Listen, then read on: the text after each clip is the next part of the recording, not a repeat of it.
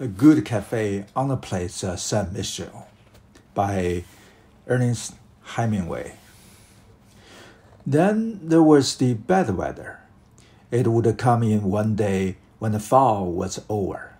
You would have to shut the windows in the night against the rain, and the cold wind would strip the leaves from the streets in the place Contrescarpe. The leaves lay sodden in the rain, and the wind drove the rain against the big green autobus at the terminal, and the Café des Amateurs was crowded, and the windows misted over from the heat and the smoke inside. It was a sad, evilly run cafe, where the drunkards of the quarter crowded together, and I kept away from it because of the smell of dirty bodies and the sour smell of drunkenness. The men and women who frequented the amateurs stayed drunk all of the time, or all of the time they could afford it, mostly on wine which they bought by the half-liter or liter. Many strangely named aperitifs were advertised, but a few people could afford them except as a foundation to build their wine drunks on. The women drunkards were called poivrats, which meant female rummies. The Café des Amateurs was the cesspool of the Rue Montfetard, that wonderful, narrow, crowded market street which led into the place Contrescarpe. The squat toilets of the old apartment houses, one by the side of the stairs on each floor, with two cleated cement shoe-shaped elevations on each side of the abattoir, so a locomotive would not slip, emptied into the cesspools, which were emptied by pumping into horse-drawn tank wagons at night. In the summertime, with all windows open, you would hear the pumping, and the odor was very strong. The tank wagons were painted brown and saffron color, and in the moonlight, when they worked the Rue Cardinal Lemon, their wheeled, horse-drawn cylinders looked like Baroque paintings.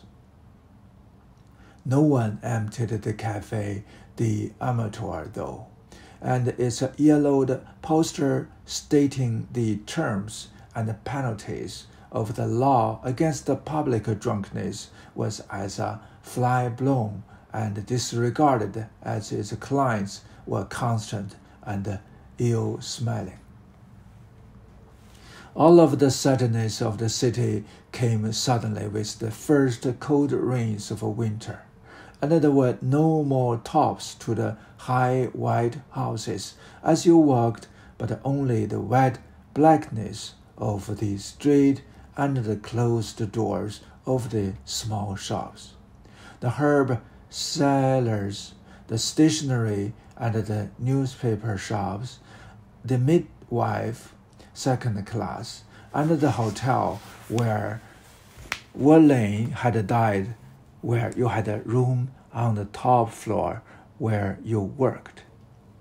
It was either 6 or 8 flights up to the top floor, and it was very cold, and I knew how much it would cost for a bundle of small twigs, 3 well-wrapped packets of short, half-pencil-length pieces of split pine to catch fire from the twigs, and then a bundle of half-lengths of hardwood that I must buy to make a fire that would warm the room. So I went to the far side of the street to look up at the roof in the rain and see if any chimneys were going, and how the smoke blew. there was no smoke, and I thought about how the chimney would be cold and might not draw, and of the room possibly filling with smoke, and the fuel wasted, and the money gone with it. And I walked on the rain. I walked on in the rain. I walked down past the C. Henry Quarter and the ancient church of Saint Etienne du Mont, and the windswept place du Pantheon, and cut in for shelter to the right, and finally came out on the lee side of the Boulevard Saint-Michel, and worked on down it past the Colony and the Boulevard Saint-Germain until I came to a good cafe that I knew on the place Saint-Michel. It was a pleasant cafe, warm and clean and friendly, and I hung up my old waterproof undercoat rack to dry, and put my worn and weathered felt hat on the rack above the bench, and ordered a cafe au lait. The waiter brought it, and I took out a notebook from the pocket of the coat and a pencil and started to write. I was writing about up in Michigan, and since it was a wild, cold, blowing day, it was that sort of a day in the story. I had already seen the end of fall come through boyhood, youth, and young manhood, and in one place you could write about it better than in another. That was called transplanting yourself, I thought, and it could be as necessary with people as with other sorts of growing things. But in the story, the boys were drinking, and this made me thirsty, and I ordered a room St. James.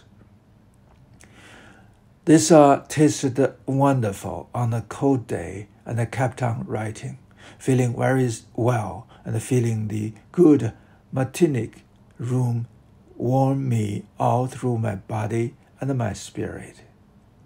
A girl came in the cafe and sat by herself at a table near the window. She was very pretty, with a face fresh as a newly minted coin, if they minted coins in smooth flesh with a rain-freshened skin, and her hair black as a crosswind and cut sharply and diagonally across her cheek. I looked at her, and she disturbed me and made me very excited. I wished I could put her in the story or anywhere, but she had placed herself so she could watch the street and the entry, and I knew she was waiting for someone, so I went on writing. The story was writing itself, and I was having a hard time keeping up with it. I ordered another room, St. James, and I watched the girl whenever I looked up, or when I sharpened the pencil with a pencil sharpener, with the shaving curling into the saucer under my drink. I have seen you, beauty, and you belong to me now. Whoever you are waiting for, and if I never see you again, I thought, you belong to me, and all Paris belongs to me, and I belong to this notebook and this pencil. Then I went back to writing, and I entered far into the story and was lost in it. I was writing it now, and it was not writing itself, and I did not look up, nor know anything about the time, nor think where I was, nor order any more room St. James. I was tired of a room St. James without thinking about it. Then the story was finished, and I was very tired. I read the last paragraph, and then I looked up and looked for the girl, and she had gone. I hope she had gone with a good man, I thought, but I felt sad. I closed up the story in the notebook and put it in my inside pocket, and I asked the waiter for a dozen Portugueses and a half carafe of the dry white wine they had there. After writing a story, I was always empty and both sad and happy, as though I had made love, and I was sure this was a very good story, although I would not know truly how good until I read it over the next day. As I ate the oysters with their strong taste of the sea and their faint metallic taste that the cold white wine washed away, leaving only the sea taste and the succulent texture. And as I drank their cold liquid from each shell and washed it down with the crisp taste of wine, I lost the empty feeling and began to be happy and to make plans. Now that the bad weather had come, we could leave Paris for a while, for a place where this rain would be snow coming down through the pines and covering the road and the high hillsides, and at an altitude where we would hear it creak as we walked home at night.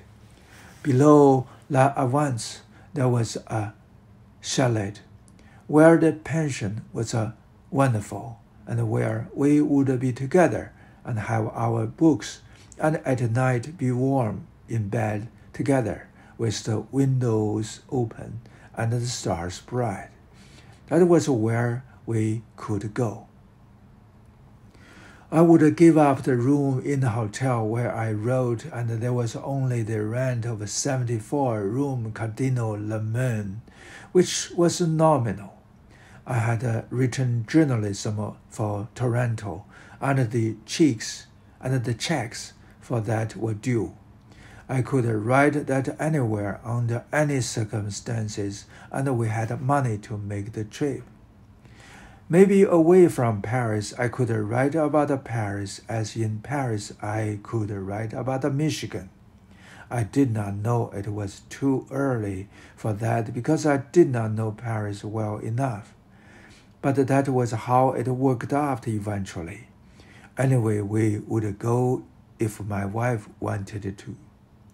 And if I finished the oysters and the wine and paid my score in the cafe and made it the shortest way back the Montaigne Street,